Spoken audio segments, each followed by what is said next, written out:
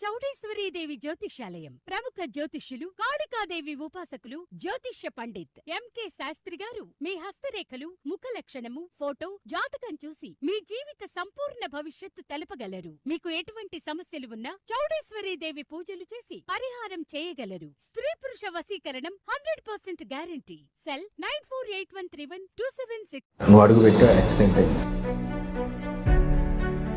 నేను ఉండబట్టే ప్రయాణాలతో వచ్చాడు. ఆ అటాచ్మెంట్ బాండింగ్ అనేది కొంచెం తగ్గింది.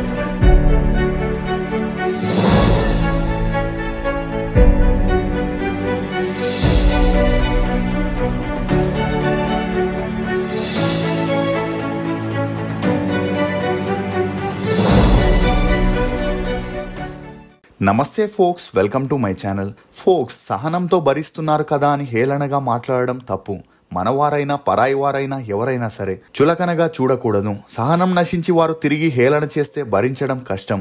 అసలు నేను మాట చెప్పడానికి గల కారణం నటుడు శ్రీనివాస్ రెడ్డి విషయమే. కామెడీలో ప్రేక్షకుల్ని కడుపుబ్బా నవ్వించే నటుల్లో శ్రీనివాస్ రెడ్డి కూడా ఒకరు. కమీడియన్ గా, సపోర్టింగ్ ఆర్టిస్ట్ గా ఎన్నో పాత్రల్ని చేస్తూ హీరోగా కూడా జనాల్ని విశేషంగా ఆకట్టుకున్నారు. ఇక ఇదిలా ఉంటే జూనియర్ ఎన్టీఆర్ కి బిగినింగ్ డేస్ లో చాలా క్లోజ్ గా ఉంటూ అతనితో కలిసి ఎన్నో సినిమాల్లో యాక్ట్ చేసిన శ్రీనివాస్ రెడ్డి ఒక స్టేజ్ తర్వాత జూనియర్ ఎన్టీఆర్ తో కలిసి కనిపించడం పక్కన పెడితే అతని మూవీస్ లో ఒక్క ఛాన్స్ కూడా రావట్లేదు. ఇదే విషయంపై ఒక ఇంటర్వ్యూలో ఇతన్ని అడగగా అందుకు స్పందించిన శ్రీనివాస్ రెడ్డి మొదట్లో తాము చాలా క్లోజ్ గా ఉండేవారమని, కానీ ఆ తర్వాత ఎన్టీఆర్ తో క్లోజ్ గా ఉండేవారు. తన గురించి ఉన్నవి లేనివి కల్పించి చెప్పడంతో జూనియర్ ఎన్టీఆర్ కూడా దాన్ని నిజమని నమ్మి తనని పక్కన పెట్టేశాడని, తాను ఏ తప్పు చేయలేదని చెప్పడానికి తనకి ఒక్క అవకాశం కూడా రాలేదని, దీంతో వేరే దారి లేక అతనితో దూరం అవ్వాల్సి వచ్చిందని చెప్పుకొచ్చారు. అసలు జూనియర్ ఎన్టీఆర్ కి శ్రీనివాస్ రెడ్డికి మధ్య ఉన్న గొడవలేంటి? నిజంగానే శ్రీనివాస్ రెడ్డి జీవితం ఒక యాక్సిడెంట్ తో తలకిందులైందా? సంపాదించిందంతా పోగొట్టుకునే పరిస్థితి ఎందుకు వచ్చింది? నటి పూర్ణకి శ్రీనివాస్ రెడ్డికి మధ్య అసలు ఏం జరిగింది? ఇతను హీరోగా ఎందుకు సక్సెస్ కాలేకపోయాడు అని నమ్మలేని నిజాల్ని ఈ వీడియోలో చెప్పడానికి నేను ప్రయత్నిస్తాను. మీరు మాత్రం ఈ వీడియోని పూర్తిగా చూడండి. యారమల శ్రీనివాస్ రెడ్డి అలియాస్ శ్రీనివాస్ రెడ్డి. ఇతను 1973 నవంబర్ 16న తెలంగాణలోని ఖమ్మంలో ఒక మధ్యతరగతి కుటుంబంలో జన్మించాడు. తండ్రి రామిరెడ్డి, తల్లి వెంకటరామమ్మ. ఇతనికి ఒక అన్నయ్య, 2 అక్కలు కూడా ఉన్నారు. అలా ఇతని తండ్రి విలేజ్ డెవలప్మెంట్ ఆఫీసర్ గా గవర్నమెంట్ లో జాబ్ చేస్తే తల్లి హౌస్ వైఫ్ గా ఉండేది. ఇక శ్రీనివాస్ రెడ్డి తన స్కూలింగ్ ని సూర్యాపేటలోని శిరీష విద్యానికేతన్ హై స్కూల్లో చదివాడు. చదువుల్లో చురుగ్గా ఉన్న శ్రీనివాస్ రెడ్డి తరచూ దూరదర్శన్ ఛానల్లో చార్లీ చాప్లియన్ మూవీస్ ని చూడడం, అతనిచ్చే ఎక్స్ప్రెషన్స్ కి ఫిదా అయి తను కూడా అలాగే చేస్తూ స్కూల్ ప్రోగ్రామ్ లో ముఖాభినయంతో పాటు మిమిక్రీ కూడా చేస్తూ ప్రైజెస్ ని గెలవడంతో ఒక స్టేజ్లో తనకి యాక్టింగ్ పై ఇంట్రెస్ట్ పెరిగి సినిమాల్లోకి వెళ్ళి యాక్ట్ చేయాలనుకున్నాడు. కానీ వెళ్లే ముందు తన ఎడ్యుకేషన్ ని కంప్లీట్ చేయాలని తన బీకామ్ డిగ్రీని చేస్తున్నప్పుడు ఫ్యామిలీ ఫంక్షన్స్ లో మిమిక్రీతో పాటు యాక్టింగ్ చేసి అందరికీ చూపించడంతో ఫ్యామిలీ మెంబర్స్ అందరూ శ్రీనివాస్ రెడ్డి టాలెంట్ కి ఫిదా అయ్యారు. అలా బీకామ్ పూర్తవగానే తన తండ్రితో సినిమా ఇండస్ట్రీకి వెళ్తానని చెప్పగా అతను కూడా ఏమీ మాట్లాడకుండా కొడుకుని సపోర్ట్ చేయడంతో 1997లో హైదరాబాద్కి వచ్చిన శ్రీనివాస్ రెడ్డి తన అన్న ఫ్రెండ్ రూమ్లో ఉంటూ ఛాన్స్ల కోసం ట్రై చేయడం మొదలెట్టాడు. కానీ తను ఎక్కడికి ఆడిషన్కి వెళ్ళినా ఫొటోస్తో పాటు కాంటాక్ట్ నెంబర్ని ఇచ్చి వెళ్ళమని, ఏదైనా ఉంటే చెప్తామని చెప్పగా తన రూమ్లో ల్యాండ్ లైన్ నెంబర్ లేకపోవడం, అదే సమయంలో ఇండియాలో మొబైల్ ఫోన్ లాంచ్ అవ్వగా మొబైల్ తీసుకుంటే ఛాన్స్ల కోసం తనకి ఈజీగా ఫోన్ కాల్స్ వస్తాయని, అందుకు కావాల్సిన డబ్బుని ఇంట్లో అడగగా తల్లిదండ్రులు ఇవ్వలేమని తేల్చి చెప్పడంతో తానే సంపాదించి కొనుక్కోవాలని జాబ్ కోసం వెతుకుతుండగా తన ఫ్రెండ్ ద్వారా శ్రీనివాస్ రెడ్డి అప్పట్లో సిగరెట్ అడ్వర్టైజ్మెంట్ పోస్టర్ల కింద స్లోగన్స్ రాసే జాబ్లో జాయిన్ అయ్యాడు. అలా 8 నెలలు జాబ్ చేస్తూ సంపాదించిన డబ్బుతో ఒక ఫోన్ని కొనుక్కున్నాక ఆ జాబ్ని వదిలేసి మళ్ళీ సినిమాల్లో ట్రై చేయడం మొదలెట్టాడు. ఇక అలా తను వెళ్ళిన ప్రతి చోట ఫొటోస్ మరియు కాంటాక్ట్ నెంబర్ ఇవ్వడం మొదలెట్టాడు. అలా అప్పటి నుండి ఏ ఫోన్ కాల్ వచ్చినా తనకి ఛాన్స్ ఇవ్వడానికే కాల్ చేస్తున్నారని చాలా ఆశతో లిఫ్ట్ చేసి మాట్లాడగా కొన్నిసార్లు అది రాంగ్ నెంబర్ అవ్వడంతో చాలా డిసప్పాయింట్ అయ్యేవాడు. ఇక అలా తరచూ ఆడిషన్స్కి వెళ్లే క్రమంలోనే శివ అనే అతనితో శ్రీనివాస్ రెడ్డికి స్నేహం ఏర్పడి వీరిద్దరూ ఒకే రూమ్లో ఉంటూ కలిసి ఆడిషన్కి వెళ్తుండేవారు. ఇక అలా బస్సుల్లో, ఆటోల్లో వెళ్లేందుకు డబ్బులు లేక నడుచుకుంటూ వెళ్తున్నాడని తెలుసుకున్న శ్రీనివాస్ రెడ్డి తండ్రి కొడుక్కి ఒక బైక్ని కొనివ్వడంతో శ్రీనివాస్ ఆనందానికి అవధులు లేకుండా పోయాయి. అలా బైక్లో ప్రతి ఒక్క ఆఫీస్కి వెళ్తూ కొంతమంది అసిస్టెంట్ డైరెక్టర్స్, మేనేజర్స్తో మంచి పరిచయం ఏర్పరచుకున్నాడు. ఇదిలా ఉంటే శ్రీనివాస్ రెడ్డి ఒకసారి తన ఫ్రెండ్ శివాని తీసుకొని ఊర్లో పండగకి బైక్ మీద వెళ్తున్నప్పుడు ఒక లారీ వచ్చి బైక్ని ఢీకొట్టడంతో శ్రీనివాస్ రెడ్డి కాలిరిగి నడుంకి తీవ్రంగా దెబ్బలు తగిలితే శివాకి చాలా సీరియస్ అవ్వడంతో హుటాహుటిగా హాస్పిటల్లో చేర్పించగా 30 రోజుల ట్రీట్మెంట్ తర్వాత హాస్పిటల్ వారు శివాకి రాంగ్ ట్రీట్మెంట్ ఇవ్వడం, అలా సోరియాసిస్ అంటే చర్మ వ్యాధి రావడం జరిగింది. ఇక అలా ఎంత ట్రీట్మెంట్ చేసినా అది తగ్గకపోవడంతో శివ తన సినిమా కెరియర్కి ఫుల్ స్టాప్ పెట్టేసి ప్రైవేట్ కంపెనీలో జాబ్లో జాయిన్ అయితే శ్రీనివాస్ రెడ్డి మాత్రం 6 నెలలు ఇంటి దగ్గరే ఉండి బాగా క్యూర్ అయ్యాక మళ్ళీ హైదరాబాద్కి వచ్చి ట్రయల్స్ని మొదలెట్టాడు. ఈ క్రమంలోనే శ్రీనివాస్ రెడ్డి లేడీ డిటెక్టివ్ సీరియల్లో చిన్న పాత్రని పోషించగా అక్కడ అసిస్టెంట్ డైరెక్టర్గా పనిచేస్తున్న పూరి జగన్నాథ్ని కలవడం జరిగింది.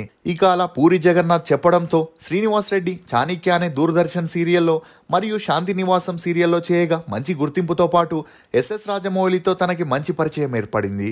కానీ ఆ సీరియల్స్లో శ్రీనివాస్ రెడ్డి పాత్రకి అంతలా గుర్తింపు రాకపోయేసరికి ఏం చేయాలో తెలియని పరిస్థితుల్లో పడ్డాడు. అదే సమయంలో తనకి తెలిసిన కొంతమంది స్నేహితుల ద్వారా సిటీ కేబుల్లో ఫుల్ టానిక్ అనే షోకి యాంకర్ కోసం ఆడిషన్ నిర్వహిస్తున్నారని తెలుసుకొని శ్రీనివాస్ రెడ్డి అందులో పార్టిసిపేట్ చేయగా శ్రీనివాస్ రెడ్డి మిమిక్రీ మాటకారితనం నచ్చి అతన్ని యాంకర్గా సెలెక్ట్ చేశారు.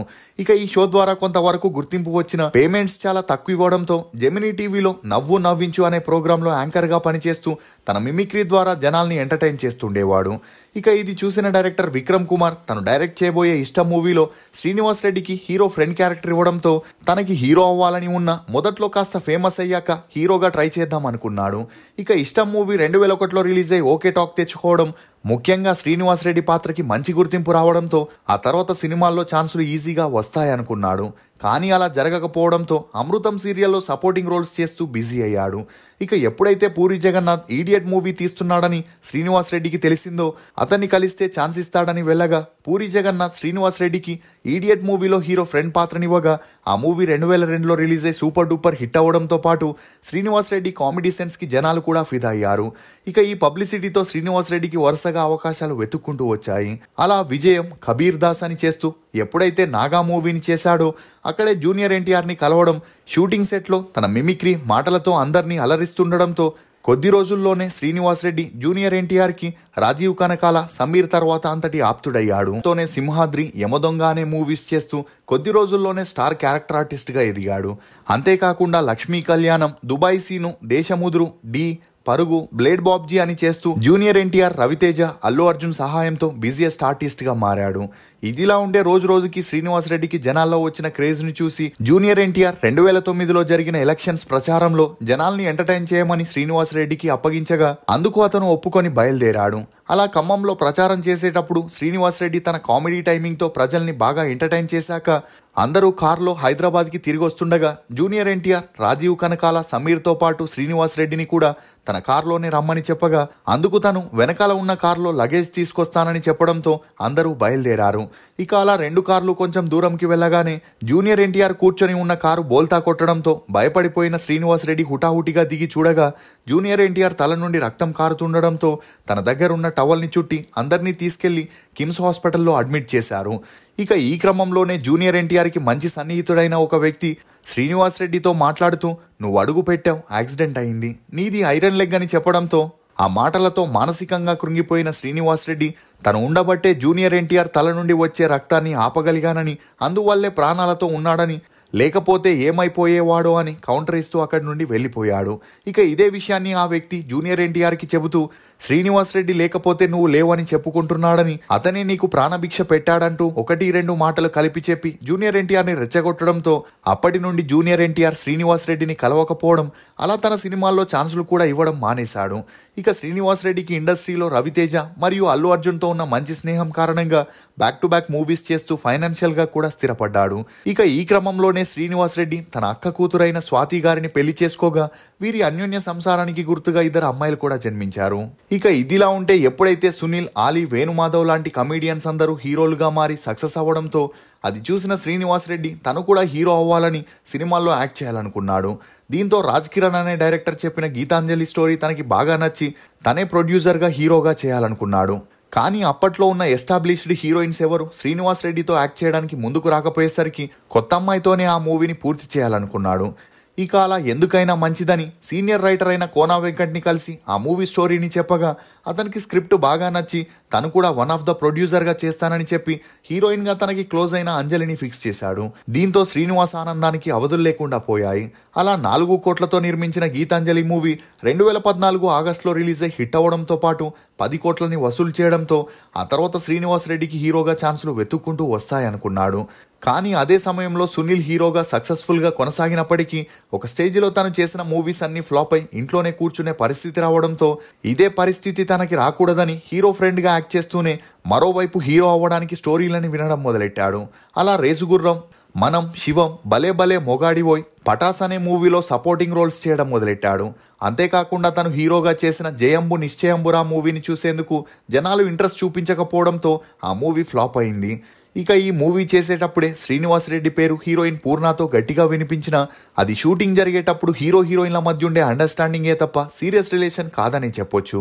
అలా ఆ తర్వాత ఆనందో బ్రహ్మ, జంబలకడి పంబ అనే మూవీస్లో హీరోగా కో ప్రొడ్యూసర్గా చేస్తూ, భాగ్యనగర వీధిలో గమ్మత్తు అనే మూవీలో హీరోగా డైరెక్టర్గా ప్రొడ్యూసర్గా చేస్తూ భారీ క్యాస్టింగ్తో చేయగా ఈ మూవీ 2019లో రిలీజ్ అయి ఫ్లాప్ అవడంతో అప్పటి వరకు తను కష్టపడి సంపాదించిన డబ్బంతా ఆ మూవీతో పోగొట్టుకొని ఆర్థికంగా చాలా ఇబ్బందుల్ని ఎదుర్కోవాల్సి వచ్చింది. దీంతో తనకి వేరే దారి లేక శ్రీనివాస్ రెడ్డి మళ్ళీ తన లక్ని ఇండస్ట్రీలో పరీక్షించుకోవాలని గీతాంజలి మళ్ళీ మొదలైంది అనే మూవీని హీరోగా ప్రొడ్యూసర్గా చేయగా ఆ మూవీ కూడా 2019లో రిలీజ్ అయి ఫ్లాప్ అయి అప్పుల బారిన పడడంతో ఎలాగైనా ఆ అప్పుని తీర్చాలని హీరోగా కాకుండా సపోర్టింగ్ ఆర్టిస్ట్గా ఫ్రెండ్ క్యారెక్టర్గా చేయడం మొదలెట్టాడు.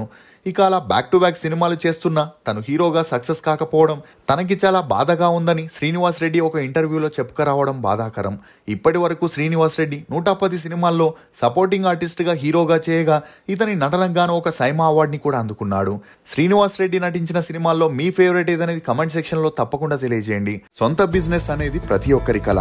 ఆ కళని నెరవేర్చడానికి బేబర్ టీ వారు బేబర్ కేఫే ఫ్రాంచైజీని కేవలం 99,999 రూపాయలకే అందజేస్తున్నారు. దీనిలో ప్రత్యేకమేంటంటే తందూరి చాయ్. సౌత్ ఇండియాలోనే ఫస్ట్ తందూరి చాయ్ ఫ్రాంచైజీగా వచ్చిన ఈ బేబర్ కేఫ్ 99,999 రూపాయలకే container, kitchen setup, tandoori setup, tea powder మరియు మట్కా టీ కప్పులు లాంటివి ఎన్నో అందిస్తున్నారు. సింపుల్ గా చెప్పాలంటే రూపాయి తక్కువ ₹1,00,000 నేరుగా మీ కేఫ్ ఓపెనింగ్ కి వెళ్ళొచ్చు. ఇంకెందుకు ఆలస్యం? మరిన్ని డీటెయిల్స్ కోసం స్క్రీన్ మీద కనిపించే నెంబర్ ని కాంటాక్ట్ అవ్వండి. ఫోక్స్, నేనే అనే ఆత్మాభిమానం మనిషిని ఎంత పైకి తీసుకెళ్తుందో నేనే అనే అహంకారం కూడా మనిషిని అంతలా దిగజారుస్తుంది. ఇది ఫోక్స్ నటుడు శ్రీనివాస్ రెడ్డి గురించి కొన్ని నమ్మలేని నిజాలు. ఈ వీడియో మీద మీ అభిప్రాయాన్ని కమెంట్ సెక్షన్లో తప్పకుండా తెలియజేయండి. మేము చేసిన ఈ వీడియో మీకు నచ్చినట్లయితే ఒక లైక్ ద్వారా మీ సపోర్ట్ని మాకు తెలియజేయండి. For more interesting videos please subscribe to CR voice. Thank you.